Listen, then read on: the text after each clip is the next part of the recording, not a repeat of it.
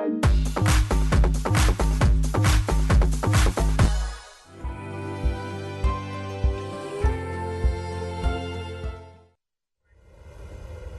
the one that doesn't count before the one that counts. Sri Lanka versus Pakistan are the only two teams left standing in the Asia Cup 2022, and they will have this unique situation of first playing out the final game of the Super Fours, where both these teams have bettered India and Afghanistan and therefore made their place in the final even before the last game of the Super Fours. And then will come the final. Will there be any psychological advantage of the team that wins today? What sort of bases will they look to cover on a day where both teams have made some changes? We're wondering on our preview to this game on Qatar Airways presents ESPN Cricket for T20 timeout, whether teams would play for their full strength side or give a couple of guys the go. We've got the answer to that. We've also got the answer to who's won the toss, which seems to have such a big role in games in Dubai. It's gone thus in Shanaka's way on his birthday, and he's going to be bowling first, unsurprisingly. I've got Robin Uthappa in studio with me. We'll hear from Farveez, Maharoof and Mickey Arthur in a moment, where they can both have a real crack at who is favourites for this Asia Cup. If I had to ask you that question right at the outset, these two teams have seem to be peaking at the right time. They had losses in the group stage, Robbie. They've now brushed India and Afghanistan aside. Can we pick a favourite ahead of these two games? On paper, Pakistan, but I don't think Sri Lanka would mind that very much. Yes. Because I feel like when the pressure is off them, they perform a lot better. So I think on paper, given the kind of team that Pakistan have come with, they're definitely favourites. All right. Farveez, Maharoof has said from the very beginning of our Sri Lanka-based coverage on the show that Sri Lanka love the tag of underdogs. They love to go into a tournament. They love to go into a game as underdogs. So would you agree, Farveez, if they are underdogs going into the last two games, that gives Sri Lanka their best chance to go all the way? I think slightly on paper, as Robin said, will be favourites Pakistan. But Sri Lanka, I mean, they have played so well in bar the first game against Afghanistan. They thoroughly deserve where at the moment. And as I always say, underdog tag suits us. When it comes to nothing to lose, everything to gain, that's where Sri Lanka plays well. Okay, now, Farveez, I'm going to give you the chance to ask Mickey the first question today. Mickey Arthur is among many things, right? He's a former South Africa coach, Australia coach. He's a big man at Derby, but he's also former Pakistan and former Sri Lanka head coach. So, Farveez, take it away. What's your first question to Mickey today? Mickey, straight away, mate. Where is your money on? Where is your heart on? That is very unfair. That's very unfair, Farveez. I have great affection for both Pakistan and Sri Lanka. I've watched those boys grow. I've been very fortunate to spend some time with them. And I'm going to sit on the fence and go, I hope it's a tie. There are no ties anymore, Mickey, in T20I cricket. Even if there's a tie, there will be a super over. There will be a winner. But you're not going to tell me which way you're leaning. Okay, give me the objective analysis, Mickey. You're a thorough coach that way. Who goes into these two games as favourites, having covered more bases through the course of the tournament?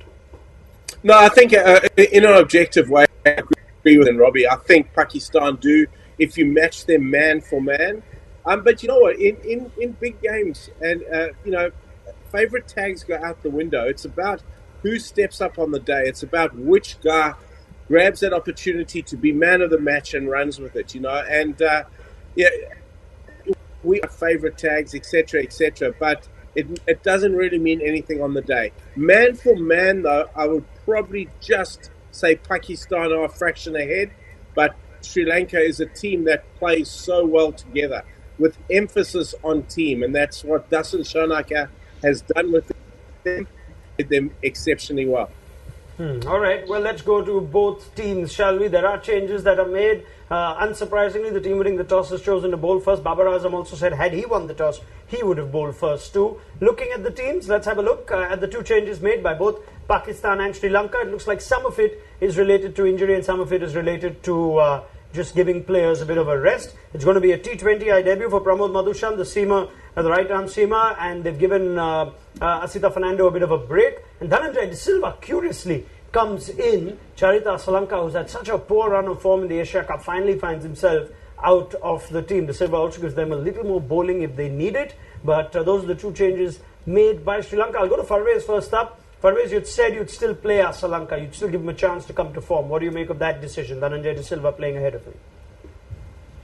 I'm not surprised that happened. I mean, it was on the cards, but that was my opinion that I would have loved to see Charith Asalanka to have another go. But Dhananjay Silva, I mean, he was waiting in the wings for a while. I mean, this definitely deserves this go. But where is he going to bat? That's a $1 billion question for me. Whether Dhanushil Gunatilaka will be promoted at 3, and Dhananjay Silva, I haven't seen him much at number 3, so he possibly will bat at 4, and Gunatilaka to go up at 3. And Pramod Madhushan, he has earned his T20 debut here. He had made his one-day debut against Australia, bowled really well, scored some runs over there. Boy hailing from a small town from Hambantota district, deep down south, worked really hard to get up there. So I'm really looking forward to see him perform as well. And we're seeing some bright young Sri Lankan bowlers in this tournament. They're obviously expecting to be boosted with the return of Dushmantha Chamira and Binura Fernando and maybe even Lairu Kumara before the World Cup.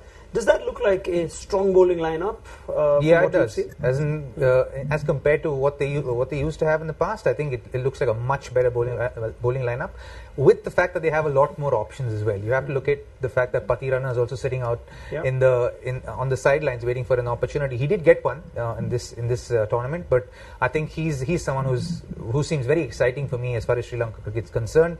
As far as the batting is concerned, I'm a little concerned that they've dropped Asalanka.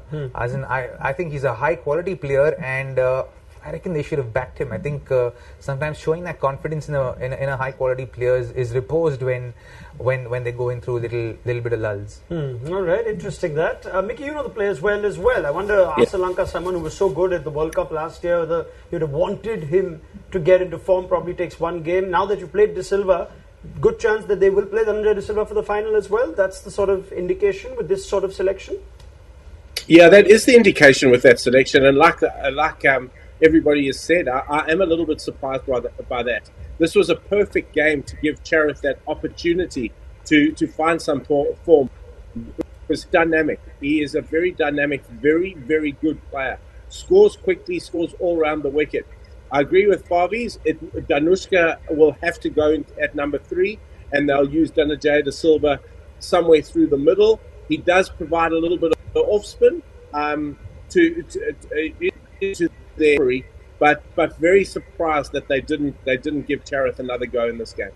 All right. Well, that's what they've gone with. So you expect Dhananjay De Silva now to play both games. Pakistan make a couple of changes of their own. Shadab Khan had his issues in that last game against Afghanistan, and he's been given more a bit of a rest, you'd think. Did cramp up, and it was an exhausting game mentally, physically. Usman Qadir will play his first game of the Asia Cup. So too Hassan Ali of this year's tournament, back in the squad after a number of injuries to Pakistan seamers. Those are the two changes that are made. Naseem Shah is rested along with Shadab Khan. Thoughts on that, Mickey? I was wondering if Naseem Shah might get a bit of a break. I mean, you think he's so charged after hitting 2 sixes, he'd want to play and maybe bat higher, but Pakistan haven't given him that chance. Yeah, look, I think both those changes are almost forced. I think Shadab needed a break. We saw Shadab go down at the back end of the game with a slight injury. Qadir is a like-for-like replacement in the bowling department, so you get another wrist spinner. I'm not surprised Naseem Shah's been given a break. We did see Naseem Shah cramp, certainly in the first 2 games, and I think it gives a little bit of a go to Hassan Ali, just to see where he is with his form. So eventually, it might be a little bit of a bowl of Hassan Ali versus Hasnain for that 3rd spot in the final game. So not surprised that they've made those changes. Rate Hassan Ali highly seems to have fallen out of favour with Pakistan, but they've called him back now. Well, I reckon given their main fast bowling lineup right now, he'll fall behind in that pecking order, because I think Hasnain is bowling extremely well. You like Haris Rauf? Haris Rauf is good, bowls really well in the death. And for me, Naseem Shah has been a find for Pakistan. And then you have Shaheen Shah Afridi coming back in. So in that sense, you feel like Hassan Ali is going to fall back in that pecking order. But also because he hasn't been the most consistent kind of performer for Pakistan when the opportunity has come along for him. All right. Now, nice big conversation that is perhaps the only thing, or the only big box that Pakistan haven't ticked. What has happened to the form of their captain? Babar Azam's got a first bowler in the last one. Until then, Robbie was still telling us on our show in studio that he didn't worry about Babar Azam's form. I wonder now, with these 2 games, now that Pakistan are batting first, surely that's the only thing they've got to get right, and maybe Babar Azam knows it. What do you think is going through his mind now at this stage? Well, I think as a captain, he'd want to use this game to get into good form. I think as a batter, that would be his mindset to say, okay, I'm going to use this game to try and get in the best form possibly. But I think in the larger scheme of things, if you ask him, would you like to win the Asia Cup or be amongst runs, he'd choose the former. So I think perceptions would be different depending on which match he's going to be playing. But this game, he'd be focused on getting some runs for sure. Do you sense in some way, Mickey, that Babar would be saying, well, this is not a bad thing. Otherwise, I always needed to get the runs for my team to win. I'm not getting the runs. They're still winning. So it's okay. Well, it's taken a little bit of the pressure off him, I guess. But I know Babar very well. Babar won't be saying it's okay. He's a guy that wants to score runs. He is incredibly hungry for success. So he is going to be doubly determined today to use this game to get him into some form for that final.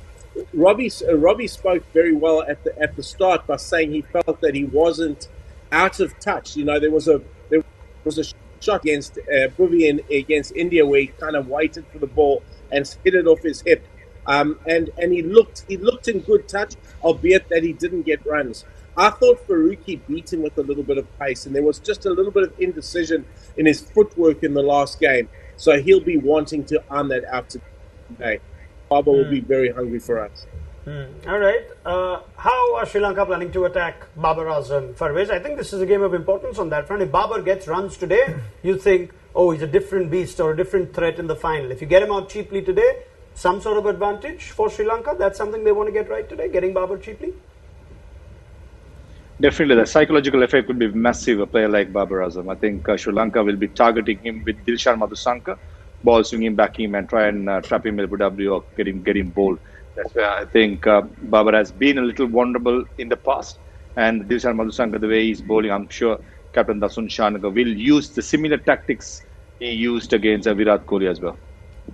All right. Looks like Virat and Babar have this mutual admiration going on for each other. They seem to be having mutual concerns as well. The left-arm seamer getting the ball in. But if Kohli's got the runs, then matter of time for Babar does. There's a lot of admiration between those two. There certainly is. But I think now that Kohli is amongst the runs again, Babar will want to tick that box as quickly as possible. Yeah, you'd sense though from Sri Lanka's point of view, if you put him under pressure by getting him cheaply today, that's a different Babar in the final as against a Babar who probably hitting it well, getting 40-50 today, and suddenly he's a different beast in the final. Yeah, for sure. I think they'll try and get him out early with Tikshana there. Tikshana is, I think, a very attacking, aggressive bowler, so I think he will go with the mindset to try and get him out.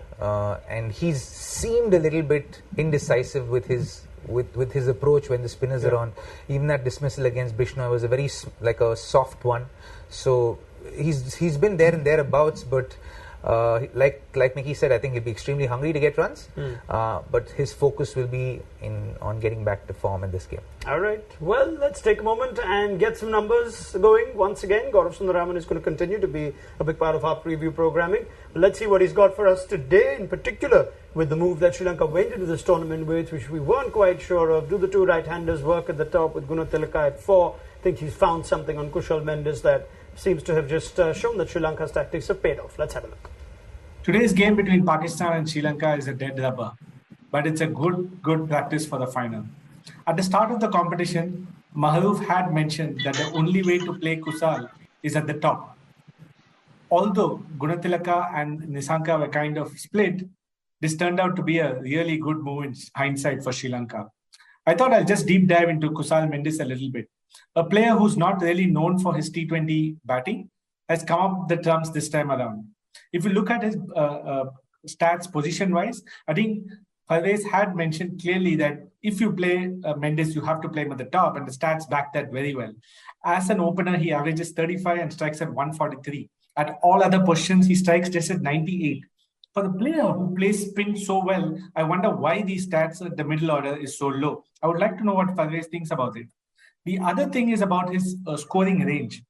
As an opener, he has 5 instances of scoring below 9, and he has 5 instances between 10 and 49, and 8 instances of above 50. That is really good consistency in the T20 format.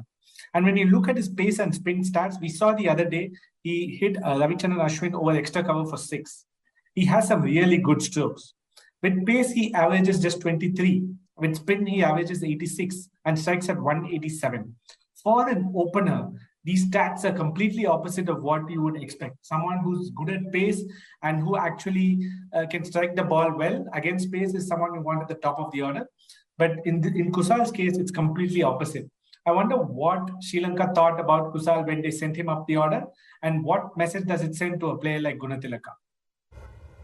All right, some very interesting points raised by Jia. Let's go to Farveez straight away. Farveez, thoughts?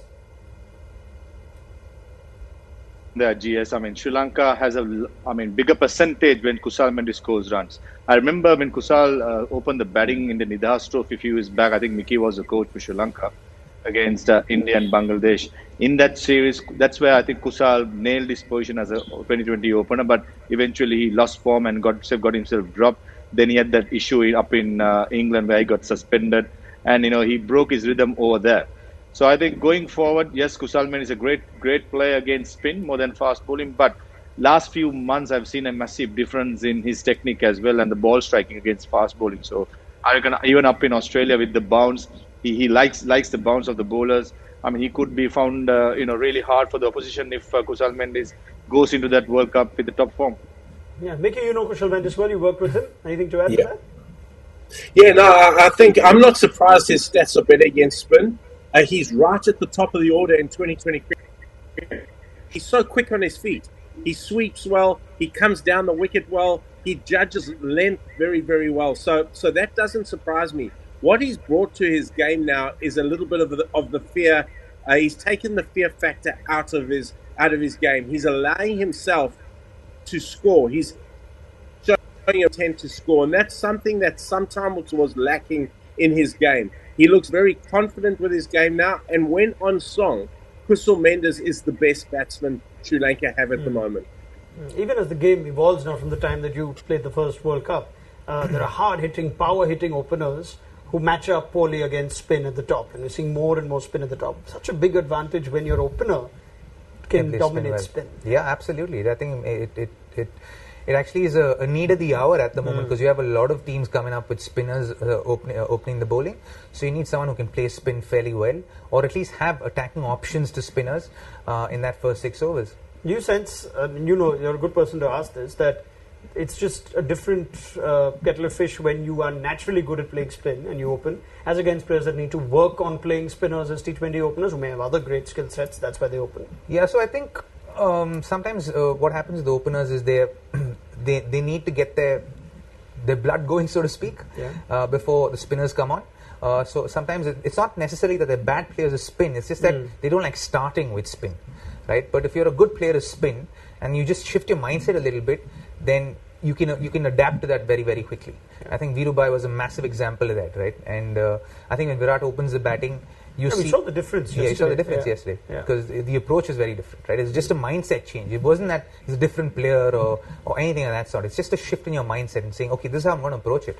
KL Rahul also, for that matter. If he decides to go, then he goes. And then you get big runs. Yeah, and Kusal Mendis strikes you as one of those guys who is comfortable against spin. Absolutely. The numbers say it all. And you can look at his numbers and you know that he's going to be dangerous against spin. So then you want to keep spin away from him initially, because you might give away advantage. All right. Well, as we continue to look at what areas both sides can look to improve on in what is a game of little consequence in terms of the tournament, but could play a role going into the final. Farveez, how big is Wanindu Hasaranga having a really Wanindu Hasaranga sort of day? He came into this tournament with great form. Is it fair to say even Theekshana has outbowled him and Hasaranga's not quite been at his best? I wonder what a good day today could do for him and Sri Lanka going into the final. I think entire Asia Cup he has been inconsistent, got to be said, especially up against India in the last game. He went for runs, and even up against Bangladesh he went for runs. I think this is a game where he could find some form. Wanindu Hasaranga's 4 overs for Dasun Shanaka, I think is very, very big. So that's where I think Wanindu Hasaranga has to come good for Sri Lanka to have a bigger chance of winning the, not only today's dress rehearsal, even the final. And also if you take the stats, Wanindu Hasaranga against Pakistan, he has one of the best stats against Pakistan. So that psychological effect as well will be with Wanindu. All right, fascinating. We'll see how he goes. From a Pakistan point of view, Mickey, I'm sure there are still things the coach would be saying after the way they batted against Afghanistan. Now, what are we expecting today? We saw Shadab bat higher in the last game. He's not playing. Mohammad Wasim's batted higher. We haven't seen the best of Iftikhar Ahmed. What are we expecting from Pakistan today? Any surprises, any pinch hitters, or are we following the sheet as we see it? No, I think they'll use this game to get those players into a little bit of form. It's so important that if they want to win it, that your Iftikhar, the Kustal Shah, and Asif Ali get themselves into some form, because we've seen that when Baba hasn't scored, that I still think that a guy, particularly we spoke about Wanindu will put pressure on that middle order if he's allowed to. So it'll be really important for Pakistan that those players get a good hit out and are confident going into the final. All right, Pakistan batting first. Dubai, we know how important it is to get those extra 15-20 in Dubai in a game of little consequence, though. What are you expecting Pakistan to get now? It's a fresh wicket, and one side's bigger.